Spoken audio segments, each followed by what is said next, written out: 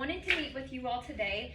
I had a signature assessment kind of project for the University of Cumberland's for my literacy specialist master's degree. And so I will tell you a little bit more about that today. So here you will see the table of contents. This is just explaining the slides that I will go through today, what we will also be discussing here in the PLC. If you flip to the third page, this is our agenda for today. So I know before we have assigned roles, obviously I will be presenting the PLC. Janie, if you could take notes. Lena, you will be the timekeeper and facilitator, and then Brittany, you will also be a facilitator. So keeping it around 15 minutes would be great. So next comes our, well, really my vision statement. And this associates with my master's degree as well, and PLC and just being a teacher leader. So my vision as a teacher leader is to actively participate and contribute in PLCs to keep student success as our first priority. I will continue to educate myself on research-based strategies and best practices that I can share with other educators to improve student achievement in our school and to better support our staff. I will strive to create a culturally competent environment where all students feel welcomed, safe, and empowered. I will teach my students how to be problem solvers, critical thinkers, and leaders by providing the necessary tools, strategies, and knowledge. So I know we talk a lot with Ms. Cockrell about how PLCs should look. So obviously our students are our first priority always. We always tend to look at the data. We tend to look for areas of improvement where students are struggling and things like that. So I kind of based our vision statement about that and just making sure that the students are always our first priority. We are always looking for new research-based strategies as well to kind of incorporate or implement into the classroom.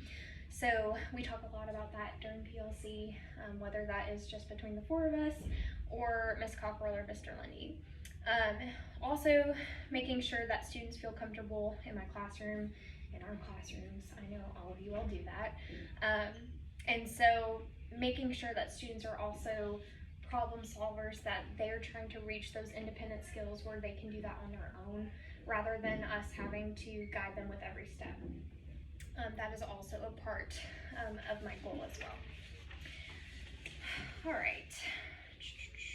So after the vision statement, I do kind of want to cover the 4 essential questions that kind of involve our PLC as well, okay? So I know that we always are talking about what do we want students to learn. So we are always talking about what standard, what learning outcome, what do we need students to learn. And so this project is really based around that as well, with thinking about those 4 essential questions. And thinking about where do we need those students to be and how are we going to do that.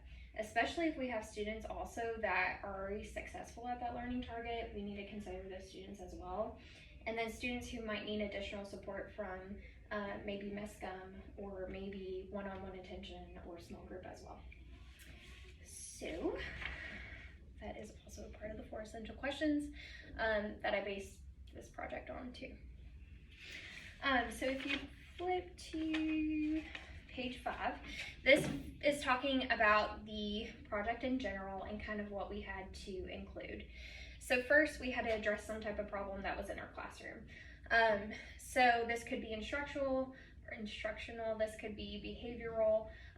And so in my classroom specifically, especially after the pandemic, and I'm sure you all can agree, students are struggling to communicate and listen to their peers. I tell them to turn and talk, they kind of just stare off into space and they don't know where to start. I even come and sit with them and try to start conversations with them and they don't know where to begin. Students are unsure how to have those collaborative discussions with their peers and in return are not getting the most out of instruction. We know how important that turn and talks are, group discussions, and being able to listen to other peers and their experiences. So I feel like students are really lacking that in our classrooms. So the strategy is that students will improve their communication and listening skills by using a discovery education strategy reflection sheet. So this is using accountable talk and active listening skills. I will use teacher observation in notes, and students will also earn rewards for improved performance. So I think it's really important that not only the students are self-reflecting and holding themselves accountable, but also that they are rewarded for doing what they're supposed to be doing, or what we are looking for. The plan, it talks specifically about the article we'll discuss in a second. The article speaks of the benefits of accountable talk and active listening and sentence starters. I will utilize this knowledge by implementing these strategies into the intervention. So this is the article that you have in front of you. This is by Rosalind Sword. And so I really based kind of the intervention based off the strategies used in this article. So I'm not going to read the entire article to you, but there are some useful skills in here that I do want to kind of quickly cover. First, it does talk about that successful teaching is generally considered to require only 50% knowledge to 50% communication skills. That is huge. So that's listening, speaking, reading, writing. All of our students need those different types of experiences. So flipping to our first kind of skill and step is creating a safe learning environment with supportive relationships.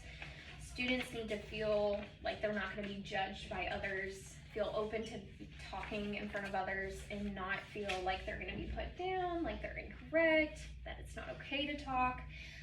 That's incredibly important for them to know as well. And if I go too fast, let me know. You're perfect. Number 2, more teamwork. So group discussions are incredibly important. They contribute to making a more comfortable environment. They don't feel as pressured if it's just one-on-one. So that also might be a good area to start as well.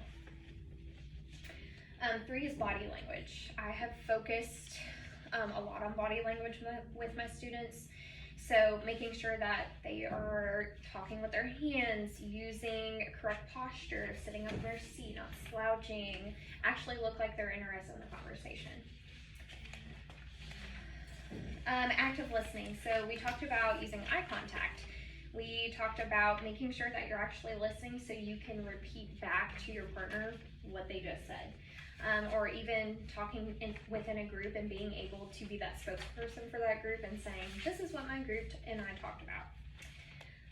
Feedback. So this is incredibly important as well. It helps with that reward that the students earn. And then also I'm able to pull them and talk to them as well, which we'll talk about in the other slides.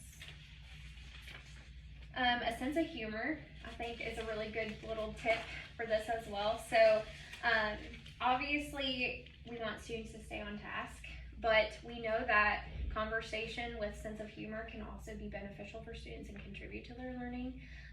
So it's also good if they are able to make jokes about the content or at least stay on task with it.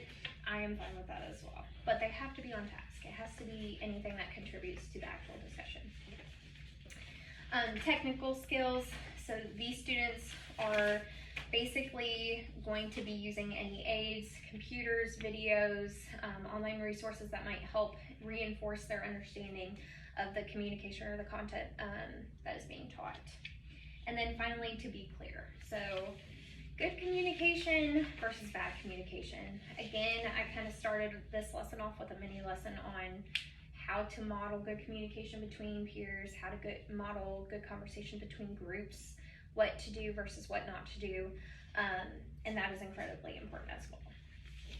So those are the main highlights of the article. Lena, do you know how much time we're at? We're at 9.5 minutes. 9.5 minutes, all right, thank you. So the second part of the PLC project was to develop an action plan. So I began the intervention by providing that mini lesson that I just discussed with you all to students about accountable talk, active listening, what that looks like, what that doesn't look like. We gave examples on the board. And then I modeled and provided several examples of good eye contact, good body language, respectful discussion. So using nice language, kind language, rather than, I don't think that's right at all, or I don't like that, I don't think that's the answer.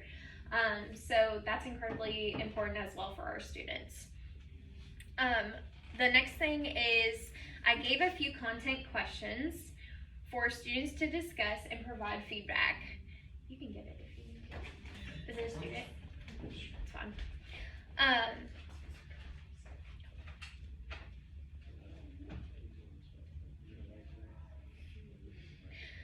So I gave a few content questions for students to discuss, just kind of to see how it would go, and then provided students feedback as needed.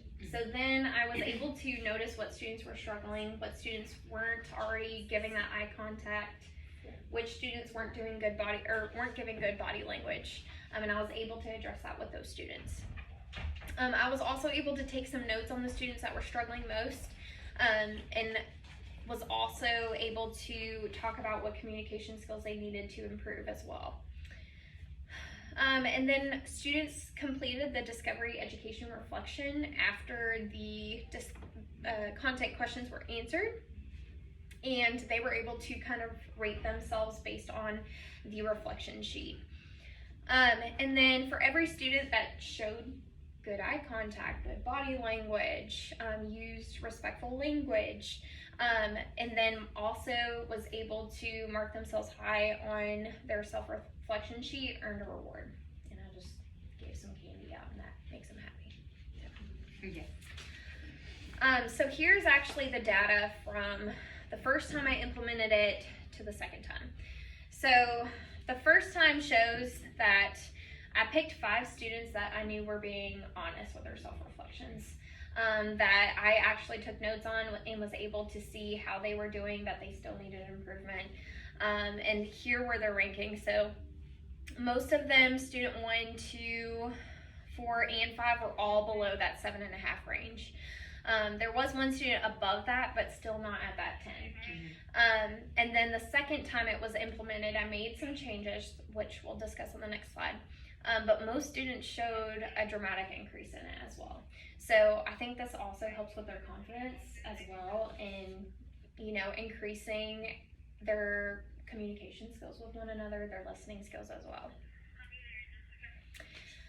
Here are some possible next steps after the first initial intervention. So I noticed it was effective. Most students were actually focused on, like, okay, I need to make sure I look at the person I'm talking to or listening to. I need to make sure I'm not slouching, I'm sitting correctly. I need to make sure I'm talking in a respectful manner. But many students still had a lot of area to improve. I realized many students were unsure of where to begin their conversations. So I realized that students were also not being 100% honest on their self-reflections. And then that kind of defeats the purpose of it. So I will continue the intervention, and then I finally added in that second intervention sentence starters, and that really helped to guide them in where to begin. Then they kind of just took off after that. They were able to have an entire discussion for the time allotted. And then students were also pulled one-on-one after they completed their self-reflections, and I was able to compare my notes that I took in class with their self-reflection sheet, and actually able to kind of hold them accountable in a way. So, did you really show eye contact? Because here I have that you were looking at the ground the whole time. Or did you really use respectful language? Because I feel like your discussion could have been a little bit more kind, or used a little bit more nicer language. So that really held the students accountable and kind of made them self-reflect and actually be more honest, rather than what they just put on their self-reflection sheets, which really helped improve those self-reflection sheets. So the purpose of this project was obviously to address that problem in our classroom. So improving those communication and listening skills, teaching students about accountable talk and active listening skills, And then reflecting on that and making some type of different intervention to address those issues that arise in your first implementation. And obviously having PLC as well, and just making sure that we are addressing student concerns, that our students are our first priority, and that we are always trying to benefit their skills as a student. Do you all have any questions, concerns, suggestions? Well, I would really be interested to see how your data points continue throughout the rest of the year, Right. since it's just 2. Even just comparing it to the end of the year, how they've grown. Yes. I also really like that you had PBIS kind of included in there. That's something that we do school-wide, so you're just really reinforcing that within your in your classroom. I'd really like to try it in my classroom. But then in that article too, I thought it was really interesting with the active listening, that 60% of all misunderstandings result from poor listening. Right. And so that just kind of reinforces that you picked such a great problem to address in the classroom. It's a need. It's a big problem area for sure for, I think, all of us. Yeah. So I'd be really excited to use your sentence starters and use the same rubric in my classroom. Awesome. I would love to help you with that. So, any other questions? I really liked this article. I'm gonna go back and read Me it. too. I do like that article a lot. I like it's some important information to help. I look forward to trying it in my classroom because Me I too. obviously see the growth that you have and communication skills is definitely an area that kids struggle with. So Right. And that's only 2 data points. So, only 2 data points. I can only imagine how it would look maybe later in the school year as well, with all of us doing it. So, Yes, absolutely. Is that all? Thank you so much. Thank you. Appreciate it.